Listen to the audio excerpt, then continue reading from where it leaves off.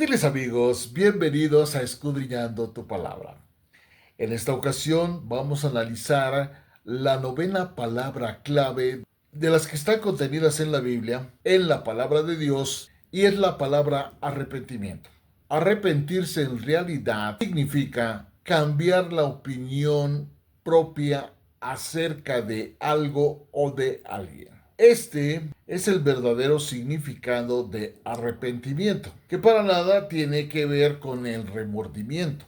Cuando una persona cae en la cuenta de que una acción en particular o una línea de conducta está equivocada y está errada y honestamente decide cambiar de rumbo y aceptar su equivocación y su error, y resuelve honestamente cambiar su conducta con respecto a ese algo o alguien, podemos decir que en realidad de verdad esa persona se ha arrepentido.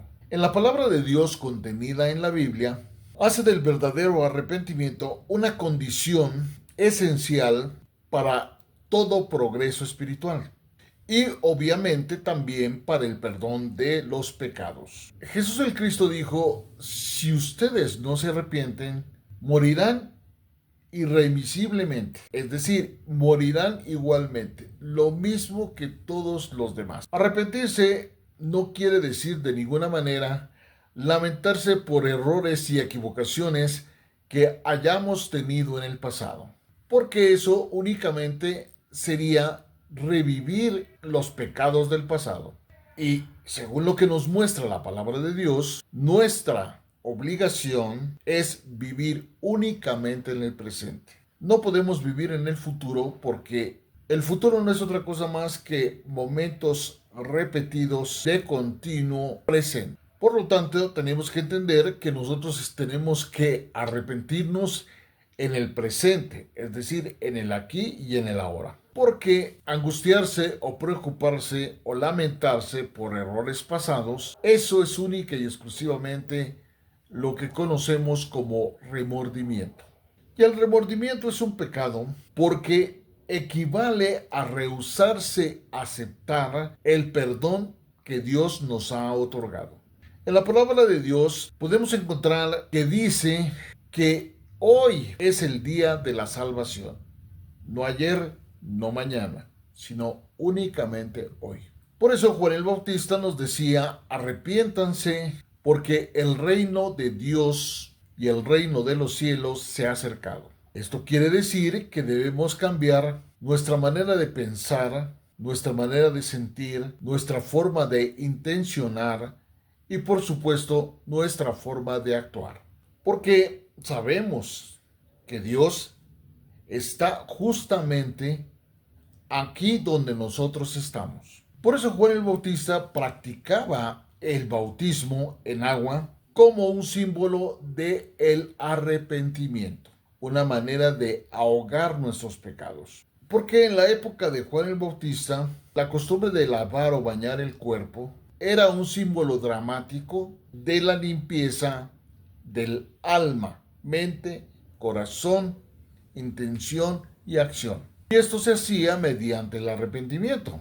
Si vamos al Antiguo Testamento, nos daríamos cuenta que antes que la gente recibiera los 10 mandamientos de Dios, ellos lavaron sus ropas. Y en muchas otras ocasiones vemos cómo una limpieza profunda o un lavado ceremonial precedía a diversos ejercicios espirituales. Y esta es la verdadera significación del bautismo y, por supuesto, la ceremonia en sí. Ahora, tenemos que entender que el arrepentimiento tiene 7 frutos. Pero primero vamos a analizar lo que nos dice Lucas 3, del versículo 7 en adelante. Juan el Bautista decía a las multitudes que salían para ser bautizadas por él: generación de víboras, ¿quién les enseñó a huir de la ira venidera? Hagan pues frutos dignos de arrepentimiento y no comiencen a decir dentro de ustedes mismos: tenemos a Abraham por padre, porque les aseguro que Dios puede levantar hijos a Abraham de las mismas piedras. Y aquí es donde tenemos que analizar cuáles son esos 7 frutos. El primer fruto sería aborrecimiento del pecado. Esto implica el arrepentimiento genuino por un cambio profundo de actitud al pecado, sintiendo aversión, repulsión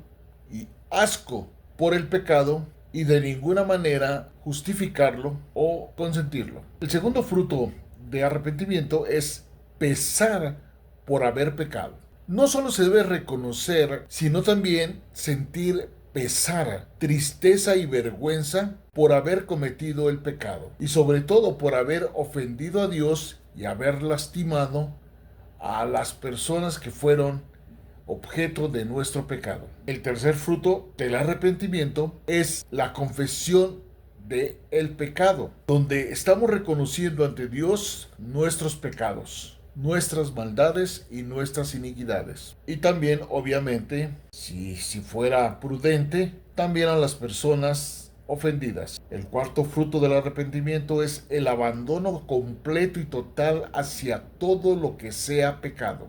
El quinto fruto del arrepentimiento viene siendo la restitución, en la medida de lo posible, porque palo dado ni Dios lo quita, dice el dicho. Entonces, si podemos reparar o resarcir los efectos de nuestro pecado, sería prudente que lo hiciéramos. El sexto fruto del arrepentimiento es vivir una vida recta. Y para eso vemos lo que dice Romanos 12. Cambia tu manera de pensar, de sentir, de intencionar y de actuar para que cambie tu manera de vivir. Romanos 12:2. Y el séptimo fruto del arrepentimiento es el crecimiento espiritual que traerá como consecuencia el poder renovar nuestra fe, aumentar nuestra fe y santidad. No quiere decir que seamos santos totalmente, pero sí tenemos que entender que el arrepentimiento lleva a través del séptimo fruto un crecimiento espiritual continuo, fortaleciendo nuestra fe, desarrollando nuestras virtudes y acercándonos cada vez a Dios. Mientras más cerca estemos de Dios, menos posibilidades tendremos de pecar. Esos son los frutos de los que nos habla Lucas en el capítulo 3 y Mateo en el capítulo 3 también. Mateo nos dice que Juan el Bautista predicando en el desierto de Judea y diciendo: arrepiéntanse porque el reino de los cielos se ha acercado, aquí y en el presente. Y es el mismo que estaba profetizando Isaías cuando dijo: voz que clama en el desierto, preparen el camino del Señor y enderecen sus sendas. Nos damos cuenta que el arrepentimiento era importante y precedía la venida del Mesías. Al igual que en el Antiguo Testamento vemos que la gente tuvo que lavar su ropa antes de recibir los 10 mandamientos, aquí en el Nuevo Testamento nos damos cuenta de que era necesario que las personas se arrepintieran y ahogaran sus pecados por medio del bautismo en agua. Gentiles amigos, los espero en la próxima emisión de Escudriñando tu Palabra, donde vamos a ver una de las palabras claves más interesantes de la que nos habla la Biblia, que es la venganza. Les agradezco el favor de su atención y los invito a que se suscriban. Gracias.